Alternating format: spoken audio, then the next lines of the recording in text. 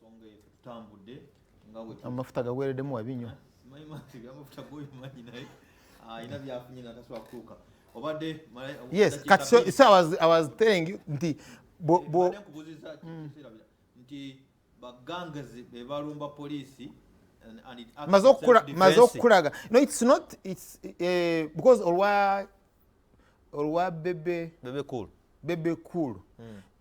ne ganga ye poliisi yamukuba amasasi wali ku Sam Road yaunga ku Dasto Street. Yes,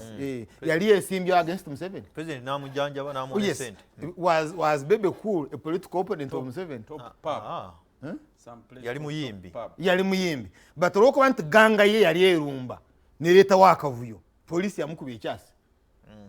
One mtabani wa minister. Ate wa NRM and is Museveni supporter but yakubwa. So but you see kat kino it becomes political for some, because I'm still studying it. Sanga kwera misunderstood us. But me the larger issue is about the gang. Now I will give you an example. Onaimba ali ku stage bali ne ba organizing nga bayingidemu n'obucupa. And nga wali mu liquids ezimu liquids tozitegeera because it can graduate to deadly level. Ne bakasuka ki ebadde efuuse fani ng'ogiwulira wano balumbirawo Besigye if you remember balumba Besigye wano jo baakubye embidde bakamukuba emirundi ebiri bamukubira Masaka yes ne one nakula yes of course obusajja but you see this is an organized gang bali organized kati stanse kufuuka political now katugenda olabe kyali mu Sierra Leone gang eya Fodo Sanko ngekulemberwa Mosquito bali bamwita Sam Bokali Mosquito yafune mundu nekwata ne kibuga ekikulu ekya Sierra Leone naye nga batemako abantu emikono ne bagikolegesa obuwunga obuugi. I think you monitored that. Yes. Because Charles Taylor Liberia yali emulemye n'abawe mundu. You know instability mu ggwanga eddala emundu zivaayo ne zijja wano and you know tuyina ebizibu ne Congo tuyina ebizibu with our neighbors Sudan n'embirala omuzungu agamba there is high proliferation of small arms emundu nyingi. Now tunuulira ekyali Somalia Farah Aidid gange zajja nezifuna ebyuma munjuki eya munjuki Kenya. I think it was mainly by the Sagara Ganayum tribes but eya munjuki Kenya this year baji kuba in Kigali intara hamwe meaning I beat akuba wamuka yes zali gangs RPA ne erumba ne NRA ne bya ntabyalimana ruminansi bawe bali mu kuzikontrolinga nezita abantu nezibamalawo ekiri Central Africa no kimanyi gangs zavayo nezi uprooting nezigoba abasiramu bonna mu Central Africa ne wano during Kayunga riots byali bitandise nga neiringa nga fani gwe yimba mutulabe obosobola okuyimba oluyimba bwe rutijiramu bwoti but it can graduate to very deadly levels. Now I was on a talk show with Mwanga Chubumbi and tried to analyzing the issue of the urban guerrilla nti embeere ejja biseera by'omu maaso eri nti ono omuvubuka ali dispossessed tayina mulimo tayina kyakulya agenda kutunuulira ali mu kikomera ng'omulabe wala mu fence. Yes, you see the problem eriwo nti ejeri ya Museveni bwe lita abantu ekasese they don't say Museveni yasa abantu kasese they say erweru you get yadumide ku ground you can't even be very sure nti yadumide yajeyo mutwe yes kati wano oli atunulira kabanda nangama mwe mulya abe nale mwe muri mkintu sometimes tagame ba NRM because you may even find nga kabanda say NRM na yenga wa Museveni nga Museveni nanga mwe mulya tamanya na moro kangareje wajifuna oba atunda proti oba wabba n'okubba samoya baragamba olaba mwe ya kisente za now so we have in a politics of hate created by there is a weakness abantu banafite tebanonya issues free ne issues tezitunda yate generation na yeze ne social media bagaranya ibintu biri right sometimes they are not even properly fair tebayana bulungi so the brains are weak tebasobola think deep kati oleete ebintu ebyembuyagayaga nga temuli kati oli omubuuza olina issues ki actually bamubuuza France what is your agenda nagamba agenda can never be a problem because Museveni ina 10-point program tujja kukolera ku eyo kansubire tojolonga people power no but he said it. He said it is quoted in France. What is your agenda? What is your program? What is your implementing there is a 10-point program. I'm 7. I can go with that. So, we have those weaknesses. Ekikola kati is what they call sentiment. Nti ononyo otyo obuchayi bwoteka ku muntu. So tuyina problems. One, abantu bayina distress. Kiro kyabadagambe kyabanigerira akutuna mu kisenge tamanyi bizibu yoyina nalooza gwe murabe. And the katubo generating a gang zino nga tozinako control security netana ko kuzukuba amasasi ekivamu you can't tell because besana ko kwelwana ko nezifuna emuntu byo byali Syria and it can be extremely very deadly amasu kugwanga and indeed je tulaga is my trajectory amaso kugwanga BBS Selfina njagala kwebaza okubanga okyatambula nange honorable Charles Rwomushana yali mu CA bebakola semateeka n'omu gwakubamu ebimu bwekubamu ebitulimu mwabireeta parliament ya Uganda kujjukiza nti obuneza omubaka gwe walonda kubaga mateeka agaleeta emirembe enfuga ennungi n'enkulaakulana omubaka wa parliament atwala ebirowoozo byo mu parliament ne beteesebwako balondoola ensimbi z'omuwomusolo ezizo nange ne balondola project za government bitunde ebyo gye tubalondera okukiikirira bayise embalira y'eggwanga national budget nga bamaze okwekenneenya nsimbi meka ezigendawa era ne bakola allocations emitemu egyo ne bagiwaayo omubaka tavunaanyizibwa kuziika gula sanduko z'abafu kuweerera mwana we school fees mbwakulemeredde mbwakugulira emmere oli enjala ekuluma ebyo abikola singa aba ayagala oba ng'alina obusobozi tomupimira okwo njagala kukwasa muzindaalo mwami Daudi Kabanda tunulire ensonga ani avunaanyizibwa ku violence evuddemu okufa kw'abantu bannabyabufuzi security oba ffenna omuwulidde ye honorable Rom akalanga ako oba okawulidde aka parliament akalanga kawulidde simanyi bakateeka nnyo naddala ku radio stations ezo byalo bagamba ababalonda amagezi matono nnyo bamanyi ku lwaki babalonda balinga abajjukiza nti abantu balonda basiru Mbaka wa parliament akujjukiza nti alina kukusakira ekyo kirango kyange tolina kidibetingako genda ku nsonga mbaka talina kuziika ekyo nja kuyita lulala kati genda kutemu ne violence naye nga waliwo abantu baffe abatulaba naddala mu bitundu ebyekasambya waliwo abali ku kitongole ekya Grandparents Care and Love International Foundation Mubende balina bamemba 88 omukyala Peace n'omwami we Charles wali ekisombwa 88 ku TV balaba bali mu kutulaba bataleyo ki TV ekyabwe awo jambo bali mu kutulaba mwebale nnyo mwebalire ddala okutulaba umalu waliwo abaikatwe baŋŋambye John ekasambya ŋŋambye abeekatwe waliwo abali ababodaboda n'abakyala bano abatunda mmere yaffe ey'ekiro eyo ono atera Rwomushana lumu nali nvuga naye emmotoka ntutambula naŋŋamba eyo yenungi eyo tebakuwa butwe sowani gw'ogyeyoleza ogamba nti era mukiri ekifo kiri ekyo teekamu ekyo giragiramu bwoti ekyo ate sowani gw'ogijja wali n'ogiyisaako amazzi bw'oba n'akatambaala n'omuga kati asena wano ate awali sefu ng'obuusa emyalo mwabasajja abakulu mwe recommending eyo emmere tewali butwa tebana bakumanya Rwomushana yangati sefu ndi n'abantu abatuufu abo oba oli awo n'olwekyo mbalamusiza abatunda emmere yaffe eri sefu abo kubanga tetujja genda nnyo mu byamayomba naye baatuga nti bw'ogenda mu zino ziwoteri ez'amaanyi oba owedde bayinza n'okukolera ecupa ya bbiya nga yiyo bw'oba onaakyala ewange Rwomushana yabiŋŋamba nga tonywanywa ogenda okukyala ewa omuntu ne babi kumbe eyo bagijje mu kampani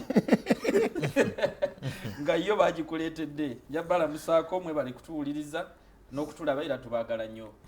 kusiiba obudde bwa lent period nja kutumirako Father Rusiba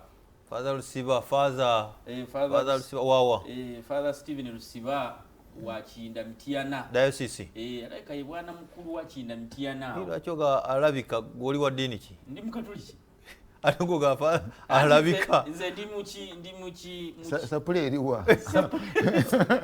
girina tambula ne sapule ya mukatuliki eri sapule yange tambula nayo nikole ngiya tamale mirundi ebirenga bwerwe tayi ngerebe tawa naye waliwo before talina kugenda mu nayo sapule ngenda nayo bikira maye ngogenda mu rogi era mu rogi sigenda nayo naye mukwano gwange mutima ekasambya ne umalumba lamusiza ne tusabe n'abalala mwenna abali mu kutulaba bya mugisha mwenna balamusiza kakati nja kusaasirako bannaffe aba people power era nabitadde ku Twitter yange wano aba people power olw'okufiirwa mwewale ono Rita Nalubega Nabukenya Rita yafudde mu nfa embi kubanga nadde ndaba yabadde amuvuga yabadde annyonnyola n'agamba twali tuyisa nga tuli mu jaamu naye nga twagala okuyisa Nabukenya n'agamba yisa bwe nabadde empisa n'engwa mu motoka ya poliisi naye nenvuga ffenna tugimanya omwana ayinza okuba nga yafudde yatiddwa motoka oba ya poliisi oba yaki naye ababoda naffe tuvuge n'obwegendereza kuba owa boda ayinza okulaba trailer nge mukantu we kati akatufunda bwe kati n'ayagala ayitewo ya confirming yatiddwa boda no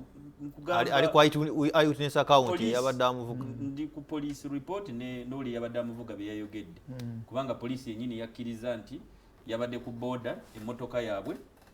ne batomera eya poliisi naye footage eya kamera ezo ezabadde awo mu kiseera ekyo yali tekola poliisi bwe yategeezezza ababoda nja kubasaba wali wanyenyeza omutwe ekya kamera obutakola sinze nkyogedde poliisi yakyogedde simanyi ddi lwekola ne lwetakola kamera zazi okufuna obuzibu naddala nga waddeyo bikukipa hardware eri kamera emiti gyagisiikiriza waliwo lwakuba ne bayingira kamera era ekisiikirize waliwo n'omulala ne baga nti ati kati enkuba yadde etonnya kamera netakwata bulungi n'olwekyo ebyo byonna biba naye ababoda tuvuge bulungi nnyo waliwo akatambi kendabye wano ku social media katambula nnyo batuze owa mobile man omukyala wakalabye yafudde no simanyi oba yafudde kuba wekagwereddeko ngara ne conscious nga neba abavubuka bamwetolodde oba yadde ayingira mu nju ye bakayita kabadia ne bamunyiga kana kayanga mulo oli namunyiga kabadia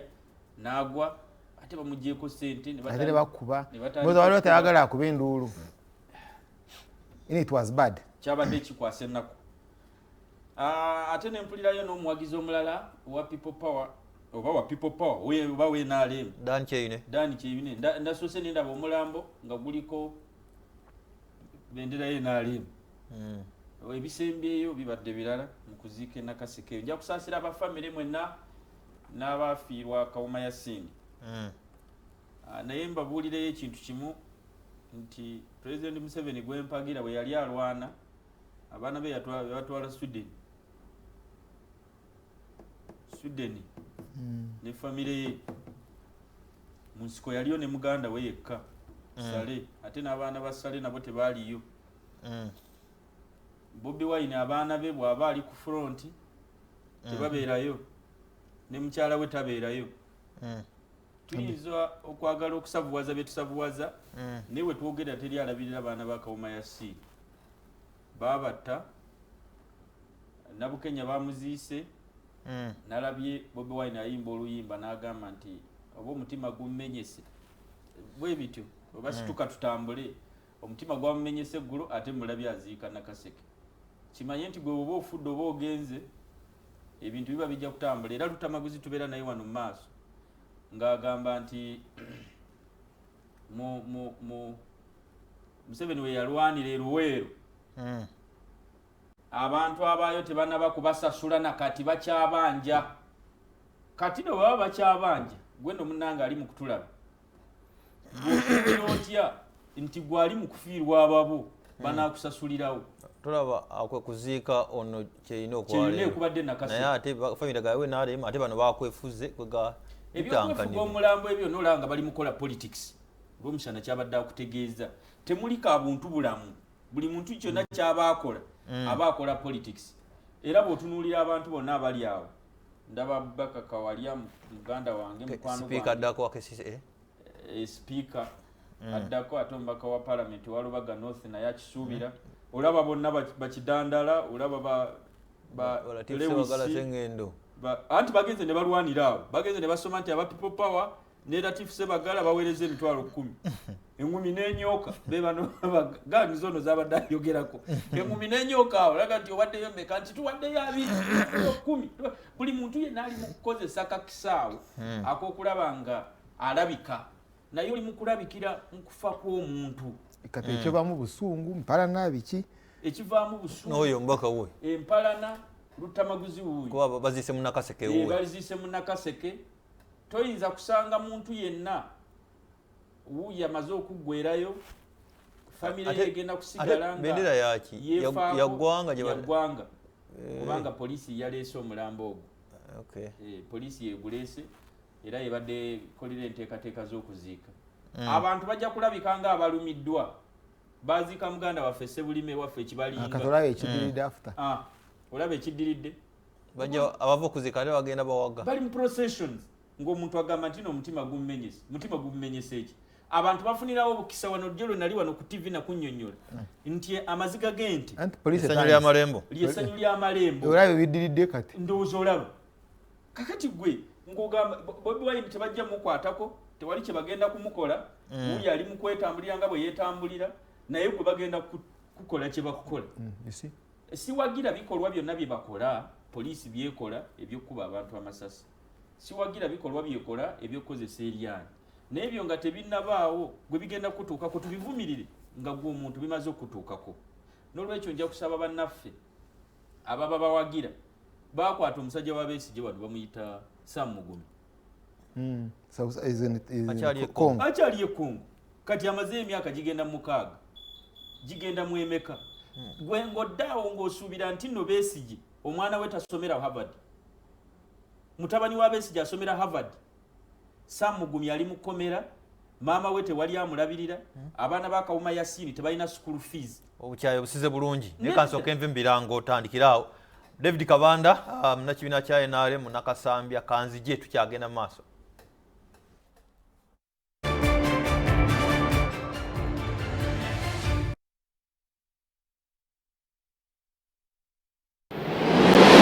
Meet the FA Cup Giants, the incredible on StarTimes Classic Bouquet. Don't miss the English soccer tyrants, Liverpool against Chelsea in the FA Cup on the 3rd of March 2020, 10:45 East African time, live on StarTime for only 3,000 Uganda shillings a day or 26,000 Uganda shillings per month subscription on Classic Bouquet. Press *286# to switch to Classic Bouquet. The FA Cup